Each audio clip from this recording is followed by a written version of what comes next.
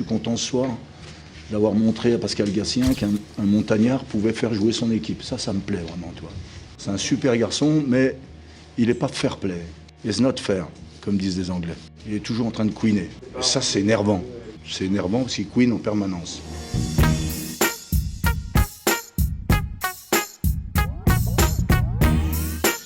Et bienvenue dans la quotidienne tout le monde. Bon bah il reprend du poil de la bête, notre ami Pascal Duprat. 3 victoires de suite en Ligue 1 pour les Verts après leur succès 2-1 face à Clermont. Saint-Etienne qui remonte à la 18e place du classement. La mission commando qui suit son cours du côté de Saint-Etienne. En revanche, Pascal Duprat, il n'a pas aimé le comportement sur le banc de l'autre Pascal, le coach de Clermont, Pascal Gastien. Ouais, Pascal, il trouve que Pascal, il queen un peu trop. Il est toujours en train de queener. Et au rayon maintien, toujours la descente aux enfers continue pour Bordeaux, battu 3-2 hier par Lens à Bollaert. Bordeaux dernier du classement en Ligue 1, mais point positif, Jaroslav Plazil, le coach intérimaire des Girondins, ancien joueur du club d'ailleurs, il sait exactement ce qu'il faut faire pour inverser la tendance. Et ça, c'est une bonne nouvelle. Qu'est-ce qu'il va falloir faire selon toi pour sortir de la zone rouge ? Gagner des matchs. Joli coup pour l'OM, sinon, avec une victoire 2-1 hier sur la pelouse de Metz. Bakambu et Milik, d'un superbe ciseau, ont permis à l'OM de l'emporter. C'était serré ce match à Saint-Symphorien. D'ailleurs, pour Fred Antonetti, Metz méritait mieux que 0 points. Moi, je pense qu'on a perdu un point. On a perdu un point. Je pense que le match nul aurait été mérité. Et quand on dit joli coup de l'OM, c'est parce que grâce à cette victoire, regardez le classement, les Marseillais prennent 4 points d'avance sur Nice, oui, à la 2e place du classement. Et en parlant des Marseillais, tenez, figurez-vous que Dario Benedetto jouait hier son premier match avec Boca Juniors depuis son retour donc en Argentine. Et pour son comeback, Pipa, il a planté. C'était en Coupe de la Ligue face à Colonne. Son but n'a pas suffi, Boca a fait match nul, 1 partout.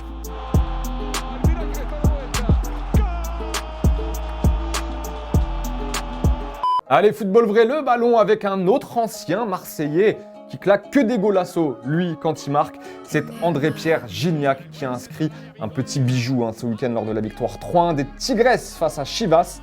156e but de Gignac pour les Tigresses depuis son arrivée au Mexique en 2015. Aucun autre joueur n'a fait aussi bien au Mexique pendant cette période. Bravo Dédé. Es extraordinario el remate que tiene Gignac.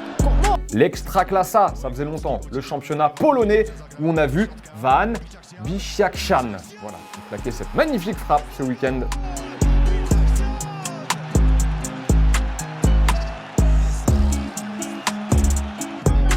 Et après la force, la finesse avec Caroline Weir, la joueuse de City qui a permis à son équipe de remporter le derby face à United avec cette belle inspiration. Victoire 1-0 des Citizens. Et tenez, une petite pensée aujourd'hui pour un certain Emiliano Viviano. C'est un ancien gardien d'Arsenal qui aujourd'hui joue en Turquie. Et aujourd'hui, ce gars, il doit être au chaud, sous la couette et au coin de la cheminée. Parce que ce qu'il a vécu hier avec son club de Karamuruk, c'est un peu compliqué quand même. Birisi tamamlandı. Viviano titriyor. Yani Mart'ta Nisan'da bile. Qu'est-ce que c'est que ce pays? C'est pas possible. Il fait au moins 8000. Bon, on n'oublie pas le PSG face au Real, demain soir, 8e aller de Ligue des Champions. Le PSG qui a gagné vendredi soir 1-0 avec un but de Mbappé face à Rennes dans les dernières minutes.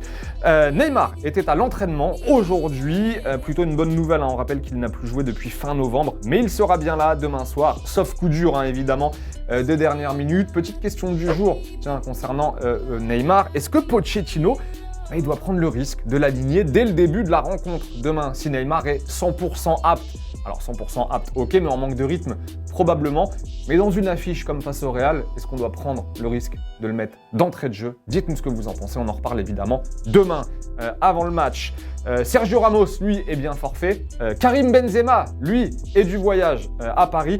Regardez la une de As aujourd'hui, ce qu'ils nous disent. Benzema veut jouer. Oui, le quotidien affirme que le Français a carrément demandé à Ancelotti de l'aligner demain face au PSG. Benzema qui devrait en tout cas passer un dernier test aujourd'hui à Paris pour voir s'il est apte justement à prendre part à ce gros match. Et en attendant le match de demain, si vous voulez voir ou revoir le superbe document de Téléfoot hier consacré à Marquinhos, rendez-vous sur MyTF1, le défenseur du PSG ému au moment de faire le bilan de ses 9 saisons au PSG. Il dit plein de choses intéressantes, Marquinhos. Il évoque aussi évidemment ce match face au Real. Bref, rendez-vous sur MyTF1 pour voir ce long format en intégralité. En attendant, on se quitte avec des belles images et de la belle musique. On se retrouve demain très tôt, début d'après-midi, je pense, pour la quotidienne, avant le choc entre le PSG et le Real. À demain les potos, ciao.